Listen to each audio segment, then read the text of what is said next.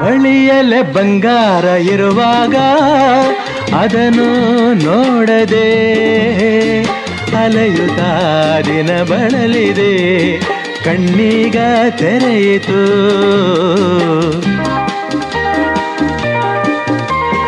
ಬಯಸಿದ ಸೌಭಾಗ್ಯ ಕೈ ಸೇರಿ ಹರುಷ ಮೂಡಿತು, ಒಲವಿನ ಲತೆ ಚಿಗುರಿತು, ಕನಸಿನ್ನು ಮುಗಿಯಿತು.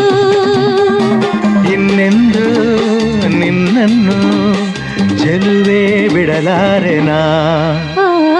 ಬಾಗಿಲಿಗೆ ಹೊಸಿಲಾಗಿ ತೋರಣದ ಹಸಿರಾಗಿ ಪೂಜಿಸುವ ಹೂ